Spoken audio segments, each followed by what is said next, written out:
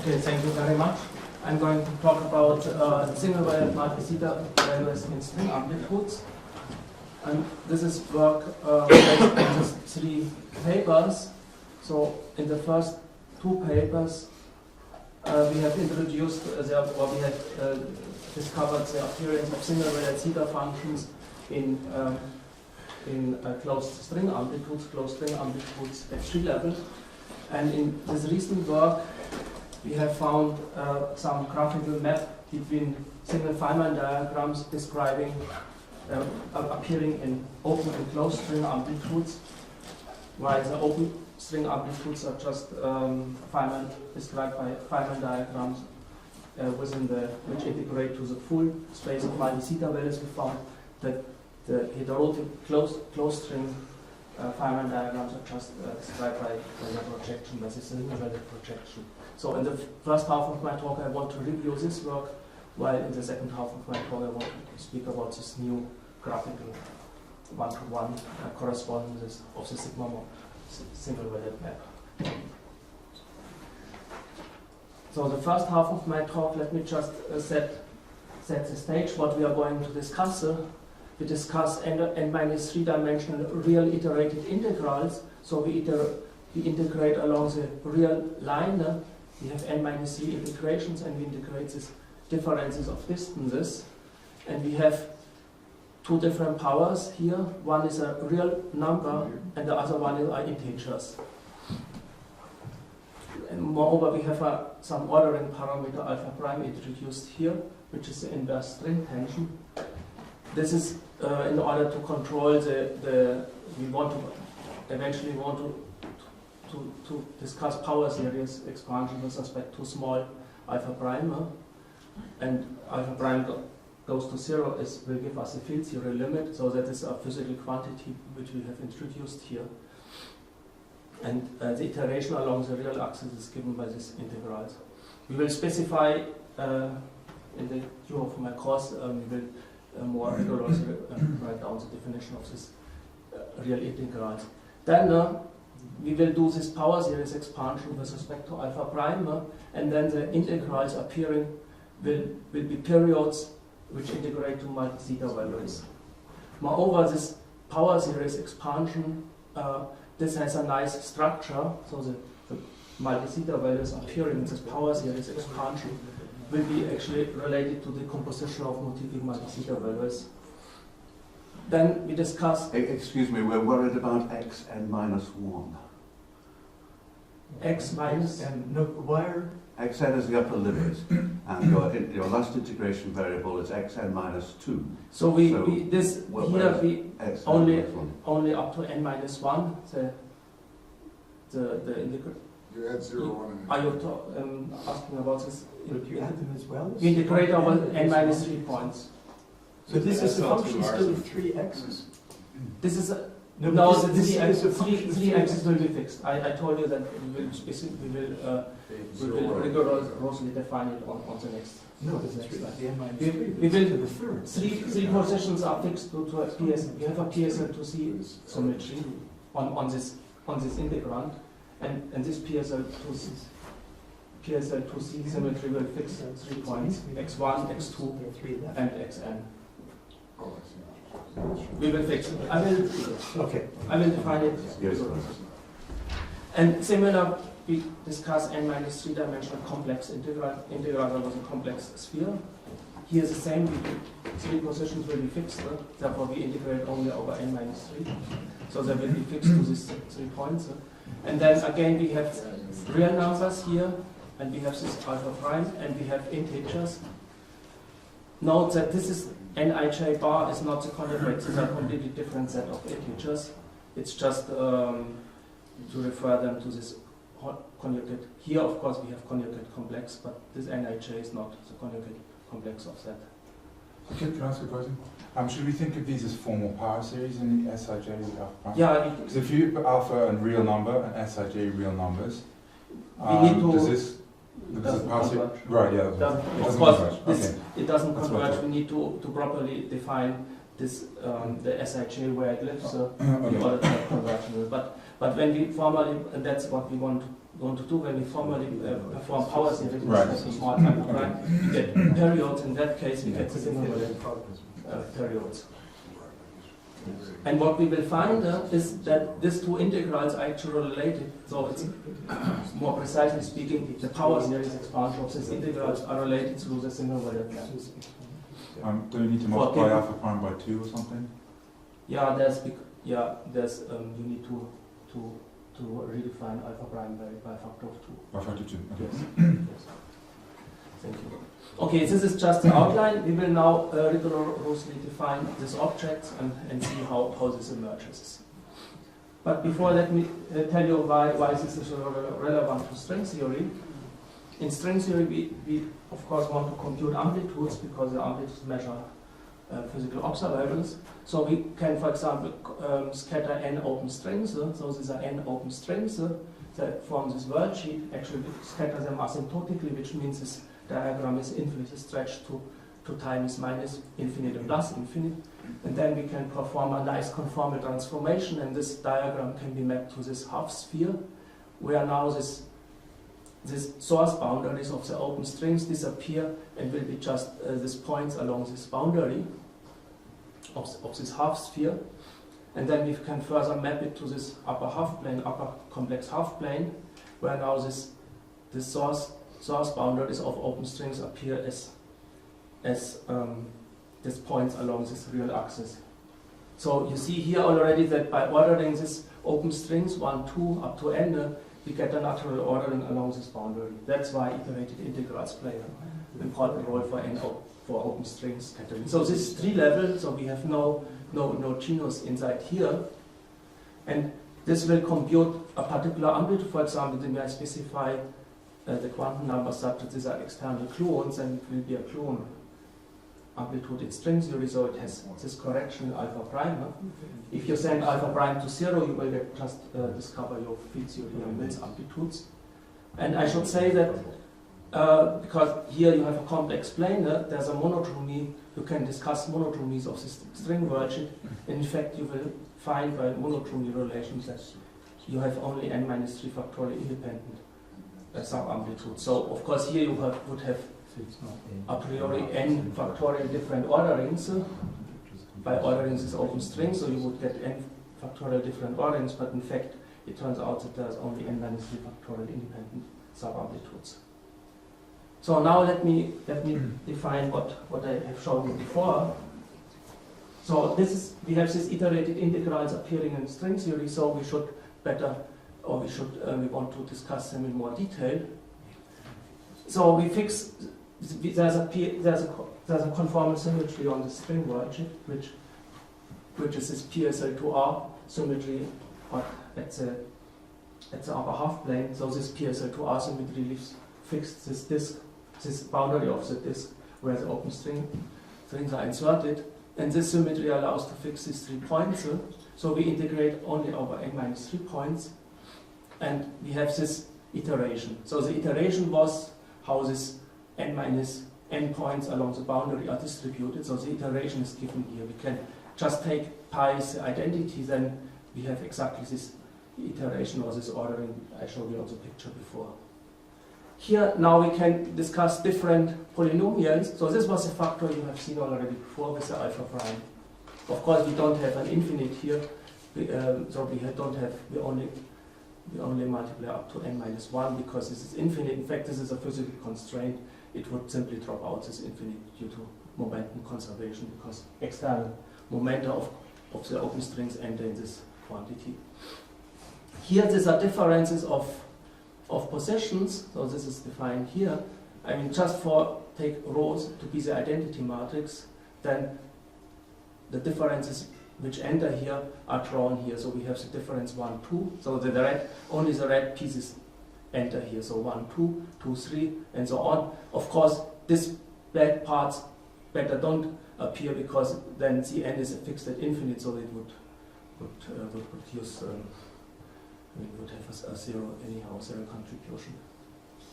So these are the integrals we want to consider. So we have actually two sets of different sets of permutations. So this is permutations of n minus 3 labels. So we only permute with respect to rho this n minus 2 points, while this 3 are fixed. So we permute this, so this out of Sn minus 3, and the same here, this was the constraint we got from the monotomies of the string Deutsche, as you wish. So if we compare with the previous thing, there you had x1 is nij. Now Yeah, sorry, x1 x minus is 1. c because No, but before there were powers, nij, which have now disappeared. At -1. You just this minus they are one. minus 1 now. This is a particular. Okay. This is a particular choice. In fact, we will explain you in the next transference why we stick to this particular choice. Okay, so this is all what I wanted to say about this. So keep in mind that we have two different orderings out of permutation group n minus 3. In fact, this gives a matrix. So this gives a n minus 3 factorial times n minus 3 matrix. That will be important in the following.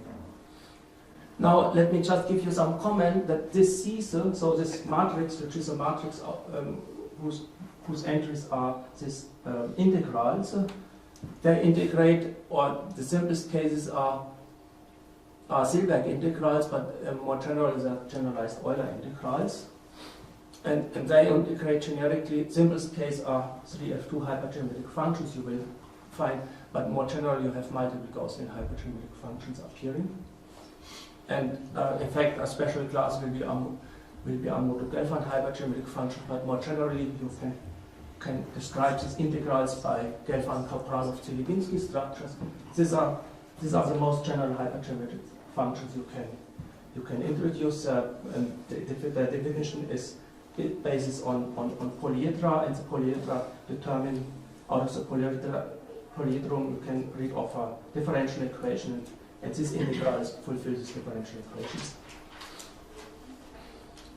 Now, let me go back to what we want to do. We want to perform this power series in alpha prime. So here's a simple example. This is the 5-point case. So we have capital N is 5, which means 3 points are fixed as usual. So we only integrate over 2 points. So we integrate over 2 and 3. So these are real integrations. We have considered this a real integration. So maybe that should be better. CC should be x's. So here we have this factor. Again, the fifth position doesn't appear because it has been fixed to infinity. So now we can perform this power series expansion.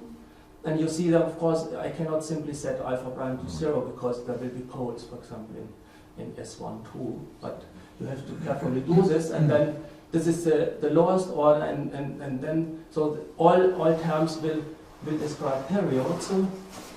And the fact that these are periods is actually known due to works by Francis Brown and Tara Sommer. So we know that these integrals, when we perform this power series expansion, that they will give periods, namely multi-zeta values, and multiplied with some polynomial stuff which comes from this SHA.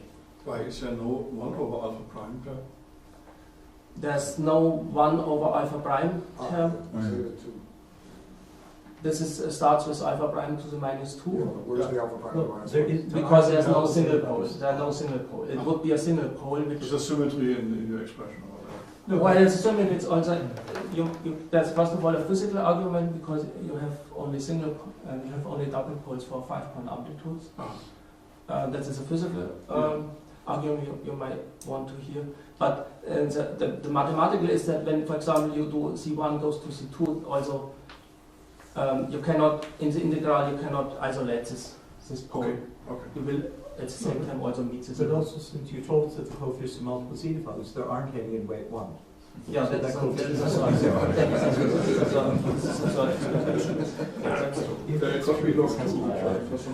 Could be log 2 for some x. That's not a multiple zeta value. That's not happening. It's not a multiple zeta value.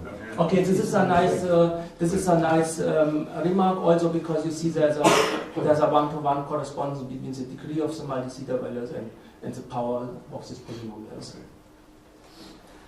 Now let's just go back to these integrals we have discussed. So these were the integrals we have introduced, and you might have wondered why we choose this particular combination of C's and not like, for example, squares of them or other powers, and maybe even more arrangements of differences.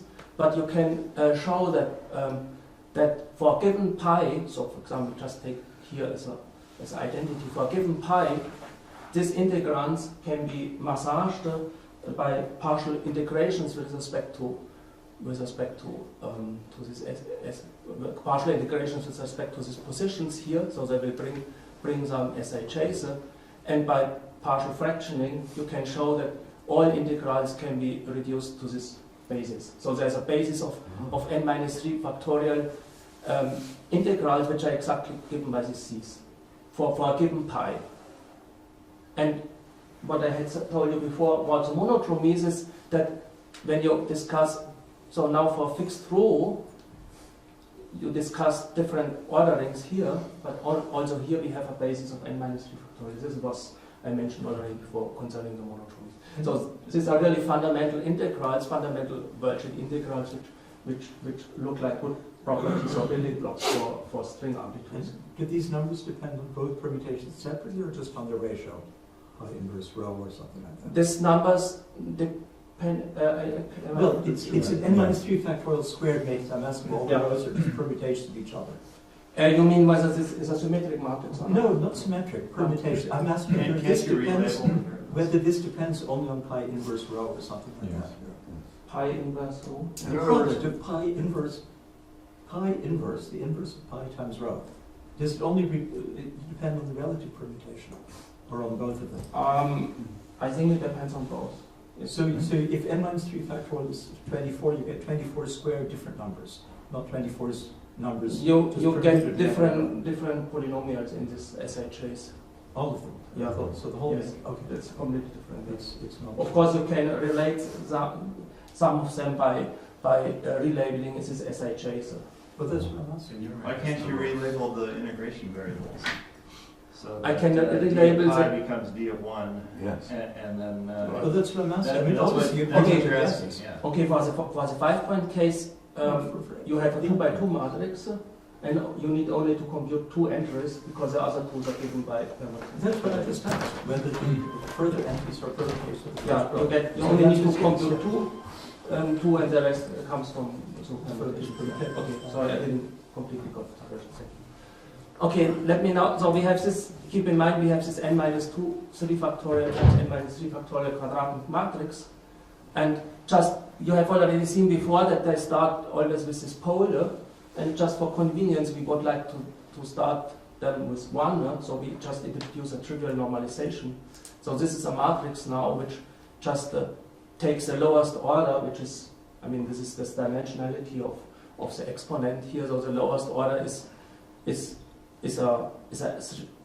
a n minus 3-fold pole in AS. So we, in this example, we just seen a double pole, and we introduce this, and then we define this matrix, and then of course the lowest order of this matrix is the identity matrix. So this is just a trivial redefinition, but actually, so F is a n minus 3 times n minus 3 factorial matrix, which rank is n minus 3 factorial. And this is actually the period matrix on the moduli space of Riemann spheres of genus 0 with n marked points. I think it's a period matrix for some twisted cohomology. It's a period matrix. For a twisted cohomology given by the covariance factor. Mm-hmm. Yeah. It's not quite a period matrix of Engel around itself. Mm-hmm. Okay, now actually this S, which just very innocently had appeared to a trivial normalization of our integrals, has a physical meaning. It has appeared first of all in Cavalier-Levin type work, which is some string work computing gravitational amplitude, but then it has been put in a different form by Bernd Dixon, Perelstein, Rosowski. It's actually important to describe gravitational amplitude. So we have introduced, let's say, on a mathematical level simply as a normalization of this iterated integrals, but actually to plays a more fundamental role in physics by describing gravitational amplitude. Actually, there's even more structure coming through this S, which I will show in a moment. Now, let's go back to physics. What can we do now with this matrix F? We have constructed this matrix F, this period matrix, and which we have normalized such that the lowest order is 1. And eventually we would like to compute some Kluon amplitudes. So in Young-Mills, so Kluon amplitudes, they're specified by the color ordering, but we know that there are n-3 factorial independent Young-Mills amplitudes only. So we need only to specify this permutations because all remaining amplitudes can be obtained from the spaces. So we can introduce a vector of Young-Mills amplitudes. And the same thing we can do for the open string amplitude. We can introduce this vector here that we now already do this in our monodromy problem, that these amplitudes are related to, so these amplitudes are also related to these monodromy relations. And then a natural guess is what is the full-fledged superstring amplitude is just introduce this matrix F and multiply it with this Young-Mills vector, and then you get full-fledged superstring amplitude. Note that the F was constructed such that the lowest order in alpha prime, so the field theory limit is 1. So then, of course, this is clearly true that the superstring amplitude boils down to the Young-Mills amplitude. And then yet you can even, that of course you can, you have to show that it really is true, and then in this works we really have performed the full-fledged superstring computation and shown that this amplitude is Can you explain what the SIJs and the alpha balances are? So all SIJs enter only here. Only in F? Only in F through this integrals. Yeah. Okay. Through this integral, yeah. And in addition this normalization. What is this vector? Hmm? Can you say a little bit what this vector is? This is a vector which describes three-level Young-Mills amplitudes. So you have this Young-Mills amplitudes. I mean the simplest case is when you have n is equal to 4, you scatter four gluons, and then you have one color ordering, for example 1, 2, 3, 4, and in order to compute it, you need to, in physics, you need to apply your Feynman rules. So you have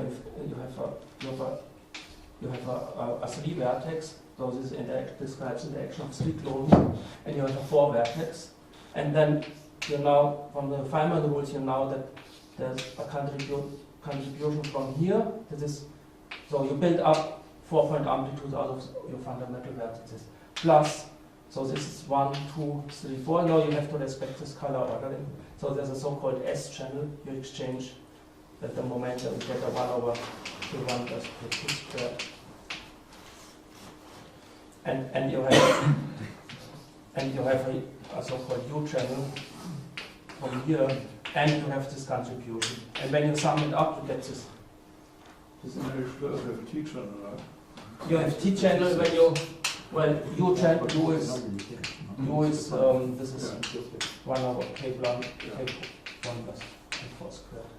And then you have the other order. Here, of course, you have only one sub-amplitudes, and all others you can express in But you're telling us the definition of the question. I think he was asked about the answer. What kind of a number is this? A number, a function, a multiple Zeta? This is a function in terms of this on this. Oh, this is still a function. Okay. So it's not This is a function of SHS. Okay. But I think maybe, was he asking, I mean, this F goes to 1 when all the S's go to 0. Yeah, and then you just pick up So this. string theory and the limit that all the S's go to 0 is Yang-Mills theory. So F has to smoothly go to 1 in that limit. Oh, maybe so. The question was what this vector was. Is now everything clear? Okay. So this let's stress that this F is a n-3 factorial and n-3 factorial matrix. It encodes, or its entries are all this iterated real integrals whose power series expansion in alpha prime give periods.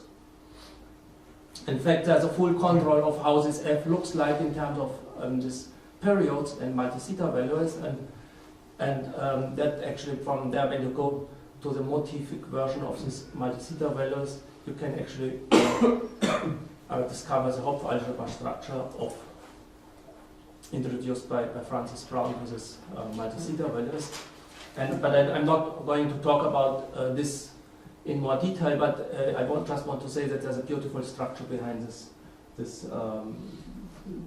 matrix, and the power series expansion can be put in a very nice form, such that you can actually see that exactly goes in lines of the decomposition of motivic multi-zeta values. So the numbers which are appearing here are exactly the numbers which appear in the differential operators of Francis Brown, the differential operators which compute the decomposition of multi-zeta values with a vector given basis in the algebra, underlying algebra core module. So very quickly, we heard from Oliver Schnetz that no one now wants to use the multiple zeta data line because of the way that the coaction organizes it. Mm-hmm. Did you use the coaction, or did you resort to our multiple zeta data line? We first used the data mine to expand it up to 16 and then 22. Yeah. And then, of course, we were motivated by this data mine to choose a particular basis. I mean, the particular basis of multi-zeta values. Of course, we could have chosen a different one, and then we compared it to Francis Brown's work. And so the first instance was, of course, that I saw that this 1 over 14, that was the first, Yes. the first or the first interaction to your work, that this 1 over 14 and this 1 over 5 and 3 over 14 reminded me to your paper. And then it needed only to be worked out. You worked the motivic composition out up to weight 11 or 10. In the paper, but I have. And then, of course, you can does it, yeah. program Because and all factors match. It's still a conjecture, right? It's of course, yes. Because it's, I mean, in connection to my talk, it's a bit like what you have as a graphical hyperlog with non-integer weights, if you wish. You know? So if you try to extend my result to non-integer weights, there might be an idea how to improve. Yeah. So. Are you expanding anything? Yeah. Okay, now, Sorry, can I ask a quick question? The dependence on the S's. In the example you showed for n equals 5, it looked like a Laurent polynomial in the S's. Here you seem to have polynomials, but then you divide it by the leading term, which would introduce a denominator. So are these rational functions? yeah, so now the f is polynomials? the f starts with 1, so if you look more carefully, you can pick up the 1 here actually. No, I'm not asked about the one, I asked about the later coefficient, but they have a denominator. There are no denominators. But Just how is that look possible? here, this is the next term That now. seems to contradict the first slide you showed for n equals 5. No, because we introduced this normalization. No, I know, that's exactly why. If you go back to that slide, Mhm. the second Yes. term is a Laurent polynomial. Yeah. But if you divide by the first term, it's not divisible. You can't divide 5 first by 2. It's not possible because 5 has its mean integer. So that quotient is no longer a polynomial. That's just what I was asking. No, If you're you essentially normalize, you seem to have non-polynomial coefficient. no, the normalization Laurent essentially polynomials. multiplies with these two factors, and then you this s1 2 No. times s. No, I thought you want the leading coefficient to be 1. So aren't you dividing by the whole first factor? Or did I misunderstand? Is this the There's a relation. No, the there, first- There's just one term in the answer, Stephan. I thought this is just one term. Well, it's just one term in the Or am answer. I wrong? So I thought This is one term, the and leading term is 1. But if the leading term is 1, you have to divide by 1 over S1, S2, S4, 5 plus 1. You perform a matrix multiplication with But this these are object. numbers, these are scalars. Those are just polynomials in the S's. They're not matrices. But it's not that you multiply this object only with one scalar. You multiply it with another object in this matrix. It's a 2 by 2 matrix multiplication, and then this will I be see. This is part of a 2 by 2 matrix. Yeah, I it's see. not a That's scalar. what It's I for forgot. 4 point. It would be a You scalar. don't get it denominated from the theorem. So that means you really have gotten rid of all the. Okay, thanks. That's what I was very confused. So here you see it nicely because was exactly the 5-point case you were asking. So the next leading term is a theta 2. I mean, you can get it from this p because the q starts with 1, so there's only a weight 8. Here you expand exponential. The next term is this at 5 point. It's a 2 by 2 matrix. So you see all denominators have been disappeared. Now in a similar way, now we want to construct a closed string amplitude. So this is a closed string diagram for external closed strings. Again, this is scatter asymptotically, so you can stretch it to infinite, and then you can nicely conformally match this diagram to a complex field. Then we will have to deal with with exactly these integrals I have shown you introduced already at the beginning. Integrals of of integrating n minus 3 positions over the complex sphere, and then we have some polynomials which are dictated by the physical problems. Now, so we have two things. This is I already talked about. So we have these iterated integrals, really iterated integrals, and now we need some kind of basis for complex integral, for this complex integrals, and we choose this. Of course, this part, the holomorphic part, is exactly what we have here. Here we, of course, we integrate over the complex planar, and now we introduce another set of denominators in blue, which, of course, here we have a different permutation. So rho is not related to rho bar. So this is a completely different permutation. So again, we construct a matrix of integrals here, which is given here. And here this diagram we have already seen before. This just tells us how these differences are distributed. And now here I also draw a diagram for you how to see for the identity matrix rho bar is equal to 1. What differences are involved here. So we have 1, 2. The only difference you see is here that actually n and n minus 1 are permuted here, which has the effect that here n minus 1 also still appears. So we have actually one difference more than in this object. That is the only difference here. But due to this, I mean, we have one more because remember n is set at infinite, Cn is at infinite, Cn minus 1 is at 1, so of course this we don't lose anymore, as here we lose the n minus 2 times n Cn differences, but not here. So these are now and now I can better state what the statement is. So here you can perform a power series in alpha prime as described before. Here also, of course, here it's much more involved because you have to deal with complex integrals. So you get this power series and the coefficients of these polynomials in the S are periods which integrate to multi-zeta values here. And here you find that actually only the subspace of multi-zeta values appear, which is the single value projection. So in practice, how you find this is that, okay, here we have the alpha prime, the power series in alpha prime up to weight 22.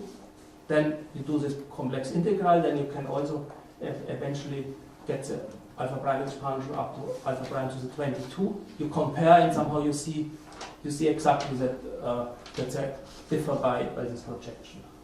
So these are polynomials in the S's, and after you apply a single value map, the polynomials become exactly the same? Yeah, the polynomials are exactly because the SV is a morphism which leaves intact the SIs. There's no pi involved. Let me just give you a trivial example how this works. This is really trivial. So because this is a 4-point scattering amplitude, a closed string amplitude. So this describes 4 gravitons scattering. You can integrate. Remember also that in that case we don't have matrices, we just have single scalars because you can specify any amplitude with 4 closed strings by just this integral, essentially, and then with some polynomial in the SMU. This integral you can compute. I mean, this is also straightforward. For example, through a many-in-ones representation, you get this result. This integral, this is an open string amplitude. You compute it. This is famous Veneziano amplitude. Gives this integral. And what I have told you before is that these two expressions are related through this projection. So let me exemplify what it means. Here we get the following power series expanded with these periods. Here we get this. So in fact, the single value projection exactly raises this. So they set the zeta 2 to 0 and this to a factor of 2, which is exactly factor here. Of course, this is quite trivial because this this gamma function don't involve. Why does SV multiply by 2? This comes from Francis' Just the real definition of in the core. It's A plus A bar. Thank you. I've got a question about the complex integral on the top left. So does this this is not absolutely convergent? Yeah, you need to have a proper choice of S and U. Oh, there's a constraint on S and U. Yeah. Okay. Yeah. Which you see, for example, also in the gamma function. And it's also the sum S plus T plus U is fixed. Yeah, the sum is this is momentum conservation. S0. It's 0, yes. S plus T plus U is 0.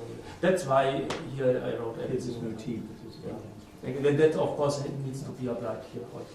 So this is quite nice, and now it looks trivial to it. Of course, it looks trivial because, for example, here now multi-zeta values appear. But it is non-trivial. I can assure you when you, for example, go to this famous 5-point case we have discussed. So there you deal with 2 by 2 matrices, and then this relation holds it for each entry of this matrix. So these are our fundamental verging or fundamental complex integrals. So we have this blue orderings and this red orderings, which we had introduced in addition, and we integrate over 2 positions in complex on the complex sphere. And here these are our real integrals. The real integrals have only real coordinates here, but they have this iteration along the real line. And you see what this SV does. The job of this additional antiholomorphic piece is to dictate what the iteration here is. So you see here, for example, we have 1, 3, 2, 3, 2, 2, 4. So this is exactly gives the reversal ordering here.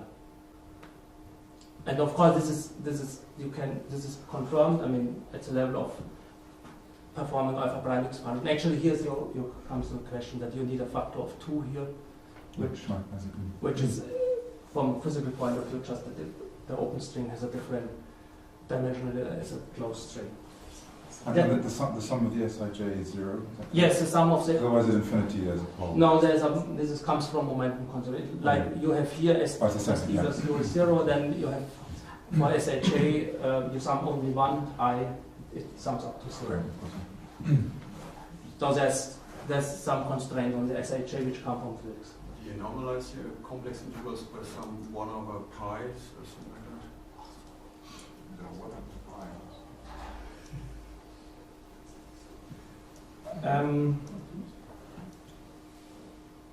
There's only, as far as I remember, there's only minus signs which are not. Like here, that you don't need a normalization of. No, there's a pi. Of course. I think Oliver's right. Yes, yeah, there is pi which actually comes when you perform this integral by analytic continuation. You get pi's, you get sine factors from monochromies. And then expanding it to this pi factor, yes. It's simply a pi because of the angles you have here. Yes. Sorry, that is completely true. Yeah. Now let me put this is my let's have one more physics slide. Let me put this in context. We have seen that this S, this matrix S, plays a role of being introduced just by normalizing these iterated integrals. I told you that the S has actually a physical meaning, namely it describes an endpoint gravitational amplitude. So the endpoint gravitational amplitude is a product of just because to get the right kinematics of 2 Young-Mills amplitudes, and this is kind of intersection matrix, and then this gives a full-fledged gravitational endpoint amplitude. Those is just physics. Its field theory has been derived from string theory through this famous KT relation. What we have seen now is that when you replace this 1 Young-Mills factor with this matrix of iterated integrals, we get the full-fledged open string amplitude. So we get the matrix of n-3-dimensional matrix of open string amplitudes specified by this color ordering pi. So we had this n-3 factorial different color orderings. And so it takes exactly the same form. What we further have learned now is that this matrix is related to the single value, relates to the matrix of complex integral via the single value projection. So we can now put it together and ask what this amplitude computes. So we replace this by this object and ask what this computes. Actually, this computes closed string gluon amplitudes, so-called heterotic string gluon amplitudes. And now again, as here, you need to verify whether they really compute this amplitude, and that we have done in this work. So they really compute. I mean, you do in physics brute force computation, and you really get heterotic string amplitude. Now you can play this game further and ask what happens if I replace here instead of. So here we have heterotic. Here we have this fundamental complex integrals. Now you can say, okay, what happens if I replace this full-fledged alpha prime amplitudes here, and then actually this gives a gravitational amplitude. This gives a type 2 closed string amplitude, from which, of course, you get this just by taking field theory. And so you can close, so to say, from here. If it takes a field theory limit here, you get Young-Mills factor, here get Young-Mills factor, and then get back here. And are all of these statements now proven? They are proven. Well, this For all n, or just because you mentioned this statements are these statements are all proven for any n, but whenever I introduce a single valid, this is proven at the level of alpha prime expansion up to weight 22. But this matrix equation, which is just physics, that is proven by computing the amplitudes in string 2 for any n and any number of an alpha prime. But here, this SV, we can only prove what up to what is now to the data world, essentially. Now, I don't want, well, I think Franz anyhow gave lectures on the SV projection and how we introduce it. The singular and multi-zeta functions are coefficients of an associator which the linear has introduced through this equation, which only uses the Ihara product. And then you can compute this associator in the motivic version, and this associator has this formula. And in fact, then you see that when the Drinfeld associator, which enters here, is a generating series for the multi-zeta values. So you have all the multi-zeta values appearing. Now you can take the linear associator and use it to define the single valid zeta functions in the motivic version. And you see that here exactly this 2 appears. So by mapping from here to here, you can understand what this single valid map does. So the 2 is projected out while the 3 is projected to 2 times 3. But Francis Brown has introduced this mapper at the level of the underlying co-module of the motivic multi-zeta values, and then you can rigorously, for example, compute this values here. So I have a confession to make that I had a discussion about this with Deline, and then he wrote me a letter which I lost, and I don't know what's in it, but I'm trying to reconstruct his ideas, so it may not be exactly his. Okay, so sorry. He definitely did something. Okay, sorry. Define this. But I may have garbled it. So does it mean I should call it Deline? No, you should call it Deline, but he may have done something better. I will find it. Sorry. Did you ask him if he has a copy? He probably does, yeah. I'm too embarrassed to ask. Okay, final note, you can write down an explicit expression for the delinear, for the Drinfeld associator, when you just drop all commutators squared and higher orders in terms of this gamma function. This is well known, and then actually this should remind you to the 4-point clone amplitude that has been actually already found by Drummond and Ragusi. And then actually you can do the same thing in this approximation for this linear associator. You find this, and this is exactly the closed string, superstring amplitude. Now, in the second, in the last 5 minutes, or 15. How? 15. Okay. So yeah. Maybe you Good. Very good. show the previous sheet a little. Yeah, sorry. I thought that I'm over time because I was thinking I have to end I at think 10. you go back one. But then. Yes, slow down.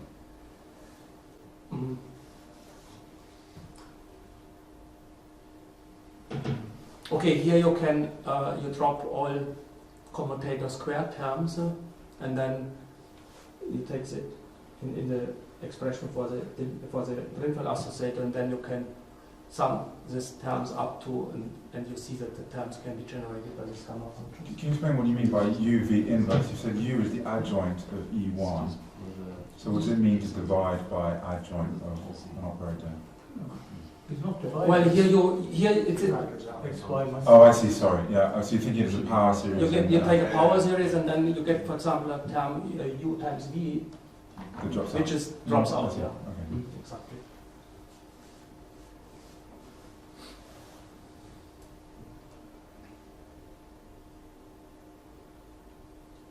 Are there any further questions at this point? Well, just an observation that in some sense you're getting rid of pi squared, or, I mean, speaking very informally, and what I found at a very early stage of calculations. Yeah, I mean, the single value prescription is a glorification of getting rid of pi squared. But what I discovered at a very early stage, and it was mentioned in previous talks, was when I had something, a diagram that had no subdivergences, I tended to get only odd zeta values. And there's a lot of history of that actually before my investigations, and a lot of the extra material that came from renormalization. But I think it's more than getting rid of pi square, like for No, example. it is a lot more, but the beginning of this was there. Okay. And in particular, someone once encouraged me to look at the master two-loop amplitude up to expansion in wave 12, and I showed how basically it was made out of very just odd zeta values, right? And was somehow dressed by a lot of rubbish. Okay, now I come to the recent work with Thomas Taylor and Andreas Fotopoulos and student Wi-Fi. We have looked at this matrices, like the C matrix, which was an n-3 factorial times n-3 factorial matrix, and that is which gives rise to the period matrix, which entries are period integrals. And we did power series in alpha prime of these entries and found this multi-zeta values. But of course, each order in alpha prime corresponds to some physical quantity, but we don't, since the string amplitude somehow sums over all Feynman diagrams, we don't have anymore any graphical relation between closed strings and open string diagrams, or Feynman diagrams coming from open strings and closed strings, because we just have the sum of polynomials, and we only can apply, or we only know what the single valid map does on the individual periods, but the individual periods in strings they do not stand for individual Feynman diagrams, so they account for more interaction terms. And this question, or how the single valid maps at the level of individual Feynman graphs, we have asked in this work. So we want now, like in the, so to say, in the spirit of Oliver Schnetz, how he found this single valid.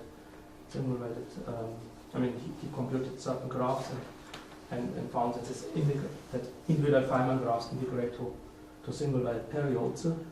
And now we want to discuss, or we want to consider individual Feynman graphs which are relevant for string theory, and show whether, again, the heterotic closed string version can be expressed in terms of the open string version through the single valid map. And for that we go to the so-called sigma model. The sigma model describes the interaction of the world sheet to the background. So we have a background, the gauge field is now treated as a background field, it's just a field which is in the space, and to this the open string, more precisely, so the open string has two ends, and in its ends there are charges sitting, and this charge is coupled to the gauge field. So you have this open string, this coupling, and since the charges are only sitting at the open string ends, the open string ends move like the whole open string, but they will look like point particle actions because it's just the open string ends which you couple to the charge. So this is looks almost like a point particle action, and this you have also fermionic term, and this is the background. So there's some background here, and now you can do. There's of course more terms because the open string also couples to the metric, I mean to so-called closed string modes. You can do perturbation theory in this two-dimensional sigma model, and in particular we can compute the beta function corresponding to this gauge coupling, to this boundary gauge coupling here. This gives a polynomial in the background, so in the background gauge field f on A times loop integrals times Feynman integrals. So this is an expansion loop, so it starts at one loop, and this will be integrals which govern this beta function. In fact, only the UV part of this integral is necessary to compute this beta function. And actually, since we have a conformal theory, this beta function have to vanish. So by equating this to 0, we get an equation for the background actually. And then by that we can construct the effective action. I mean, this is just the physics behind that. So what is the simplest one loop diagram here? Of course, so you have the world line here, so it's like a point particle, and you can form this loop here. So you have a loop in the bosonic fluctuation. You can compute it, so it gives a correction to this action. So this is a propagator for this loop here. It's just the Green's function on the disk, and this point particle moves along time here. So you have just, this is like a point particle, but essentially it's an open string boundary. And since we consider only planar case, we only need to consider one boundary of the two open string ends. As I said here, we need only the UV part of it. So here, of course, it couples that tau is equal to tau prime. So we need to send tau to tau prime, and then this gives the UV singularity, the log epsilon singularity. So you can essentially read off what we get here as a first correction. And this, of course, when you equate it to 0, this simply gives the beta function. The beta function simply gives you then the gauge kinetic term in the effective action, in the F squared term. So that is how you reconstruct the effective action. Now, this is for the closed string, so the coupling of the closed string charges to the gauge field, and now we need for the open string, and now we need for the closed string, for the closed iterated string, we need also consider this sigma model action. So that was just what we did for the open string. We had this action, we computed beta functions, and the simplest case was this one loop case coming from this graph. Now, for the closed string heterotic, of course, we have one complex dimensional world sheet. So we have the sigma model, of course, is a complex integration over this world sheet.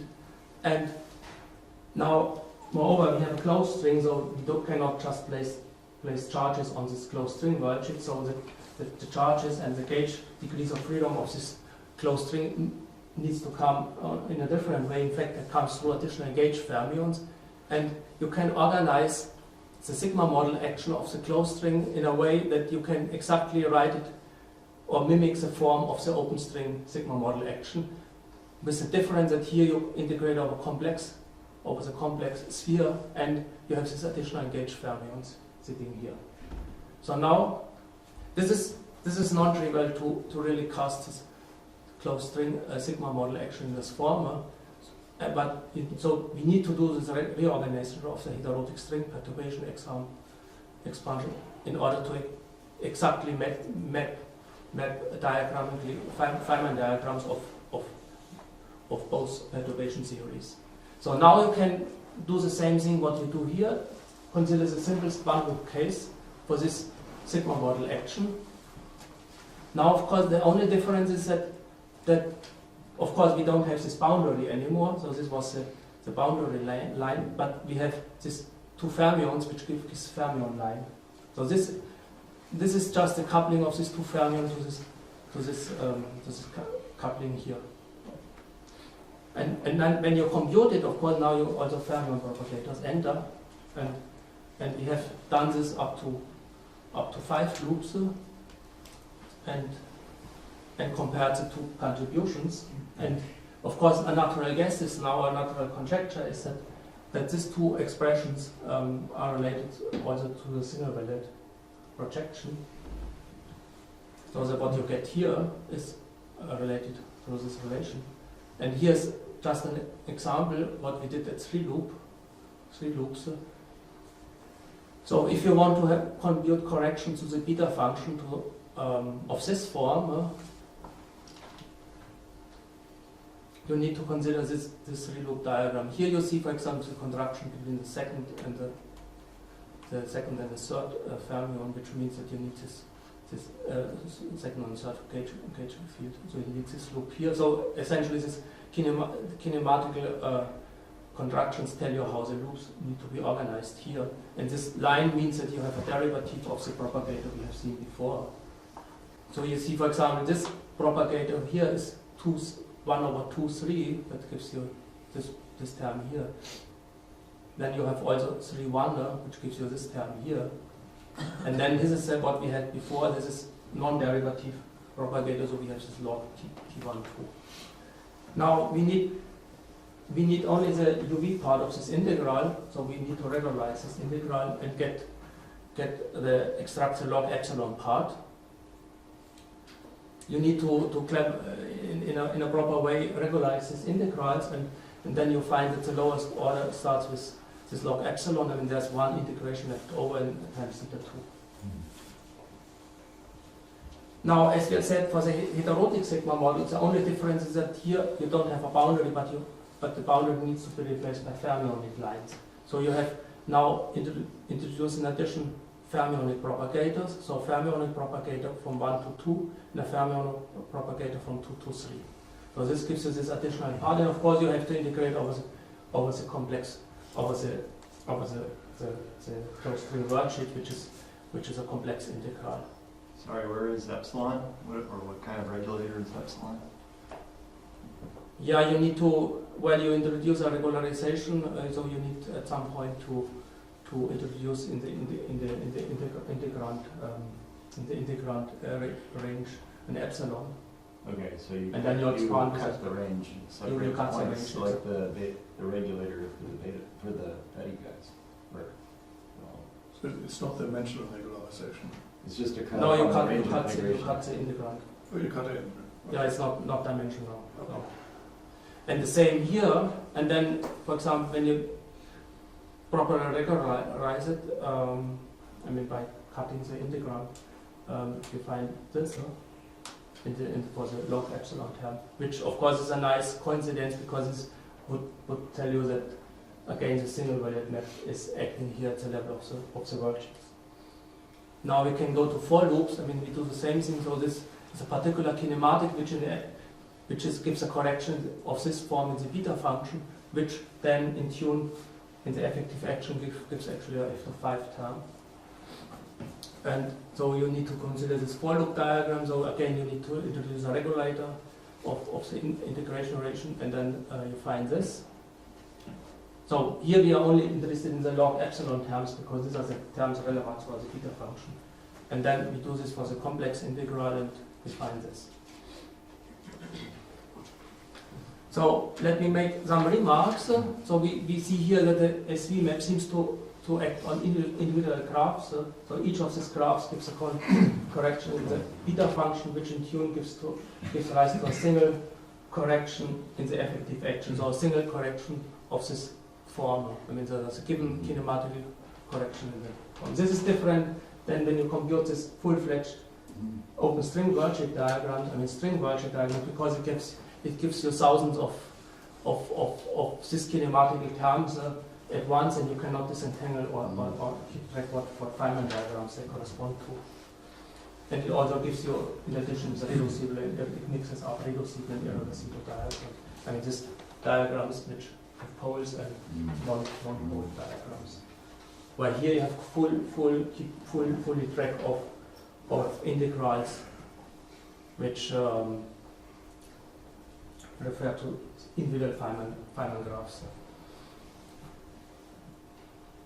So for this to work, we had actually to reformulate the sigma model perturbation theory of heterotic strings, so it's kind of written in terms of kind of Wilson loop. And as has been pointed out, it's very crucial that we take the right regularization of this integral, because if you would regularize one integral differently than the other one, then I mean, this log epsilon term would differ, and we did it only up to 5 loops so far, because we had some problems at 6 loops, and actually we are studying now how to make this, how to find a SV compatible regularization scheme, and though the keyword might be the tangle base point regularization. which we found in the paper. And, so this is current research how to really get some regularization which can be applied in a proper way on both for open and closed string diagrams. And I want to thank you for it. No, thank you very much.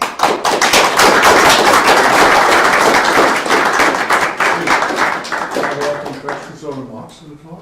Yeah, Oliver? On the level of string theory, you're only working on the tree level. Yeah, right? that was But Francis told us that the single value map doesn't only exist for multi-zeta, it exists for all periods, more or less. So do you make any experiments on whatever one loop, string amplitudes, if there's still the same picture with the single value mapping from closed strings? It seems to be so fundamental. No, I think the huge difference for one loop starts already with this matrix here, because how you define the fundamental virtual integrals for one loop. So here you have this nice picture that you have a basis of n minus 3 factorial in color, and n minus 3 factorial here at the level of these numerators.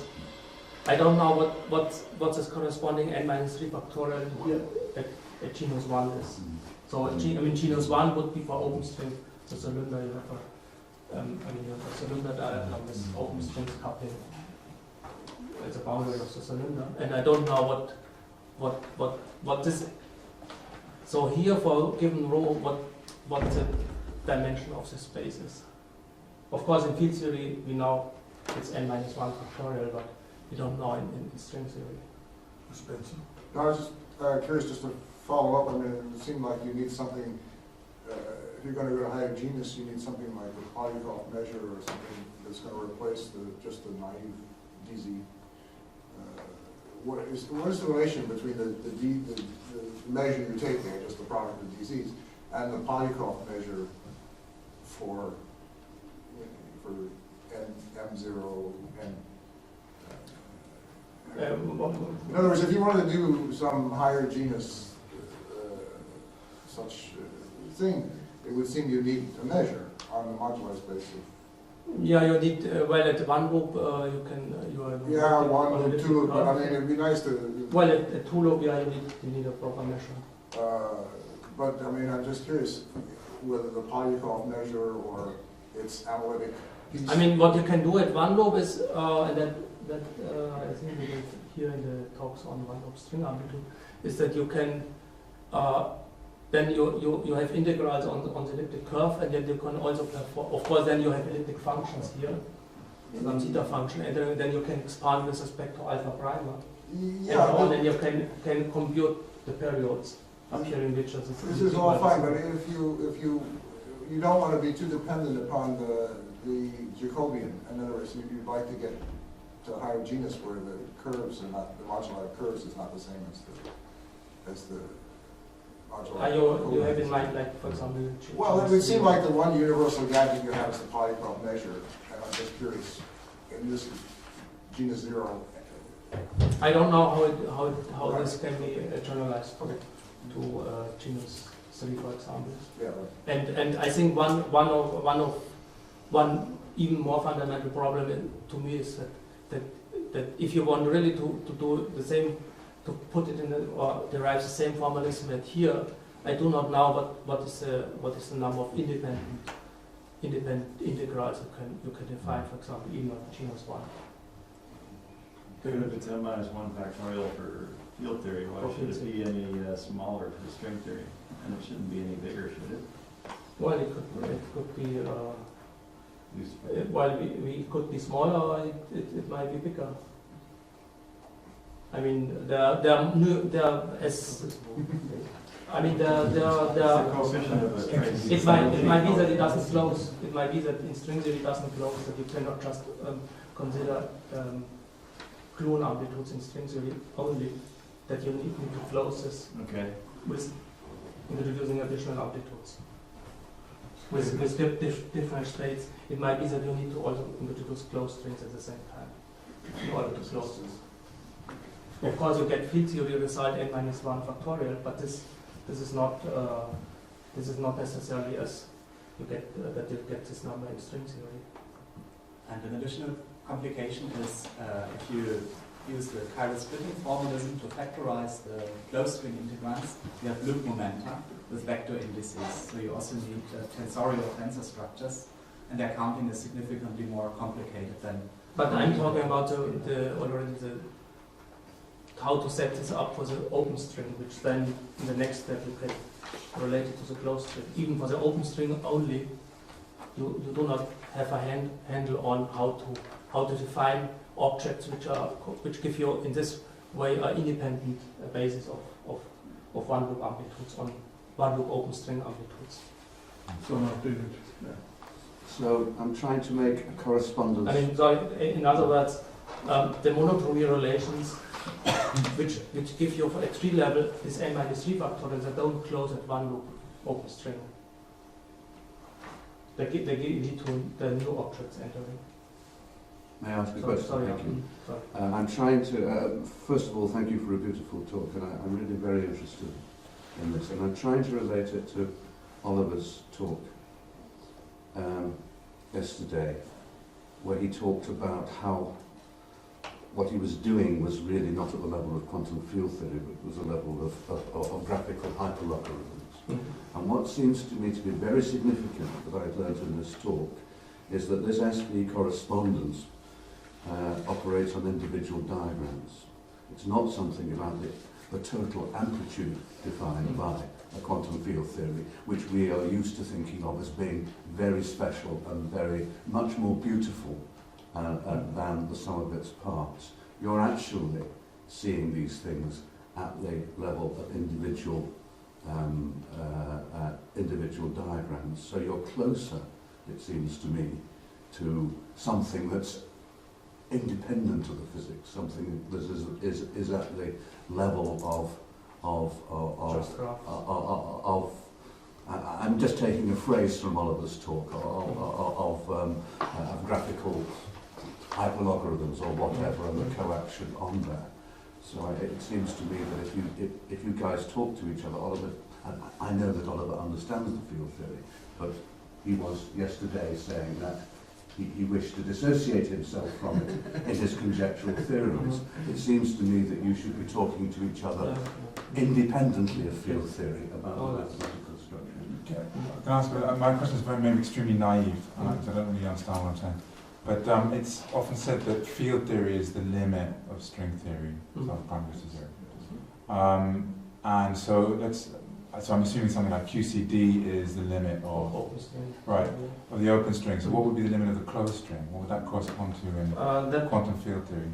That is supergravity. You have a graviton. Okay. And some additional string states like antisymmetric tensor and geometry. So you have so is there a way to a see closed what string level? has a left mover and a right mover. That's why we have plugged with this this complex here. And so it's essentially a tensor product of open string, which is clone. I mean, the open string describes the massless mode of the open string is a clone, which is described by this vector potential. And the closed string is roughly speaking a direct product of these two vectors, which gives a two tensor, but more stuff, and this is a graviton. So that's in a way that a closed string is a hybrid of two open strings, tensor, which gives us C and Z bar. And you need so if you want to have gravity and gauge bosons, you need, for example, to consider type 2 superstrings in which.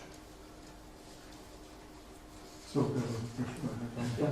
I sort of try to follow your integration domain. So you start out with an open string, which is fine, and then it looks like you're actually looking at the real part of moduli space, which means that, say, in this M0 business, you have all your functions along the equator, and you need that, otherwise you don't have an order on them, right? And then you have the cyclic order, so you divide out by that. So then you're looking at the real part of this, and then, but in the end, you have just integrations over c to the n plus something. So did you doubles, so I don't know, so I couldn't follow it from there. So were the z's intended to be real, or how do you get an order on them You mean here? Yeah, or do you go, do you do different sectors, how do you number them? You mean different sectors like different powers here, or No, when you just go around, you have your open string worldsheet, and there you have a boundary because it's a list. Yeah, you can So get you go around the relations. boundary. You get right. monotone And then relations. when you just go to moduli space of curves M0 n, which you add in some other point, then you just have a few points somewhere, and they don't have an order except for the labeling you gave them. Okay, right? They don't come in a natural cyclic order, one less than the other, or something like this. So I didn't know where that happened, or if and then in the end, so I guess you're not really on. So you have to compactify somehow. So this is your regularization scheme, so you know what the compactification is. Or, you know, what are you integrating? I mean, I don't need to regularize here. I mean, the only thing what I have to be careful is that in the choice of these SHAs, that not all of them. So the SHAs a priori are real numbers, but I need to specify. I mean, no, I'm sort of asking for the geometry of the compactification. So you do something, you manipulate these integrals, but you're integrating your own ultimate maybe. You could look at the Mumford compactification or considered compactification of these modular spaces to get some curves. Do you have any idea what happens? You know, as you approach two points, you just let them collide. Do you blow up? What happens?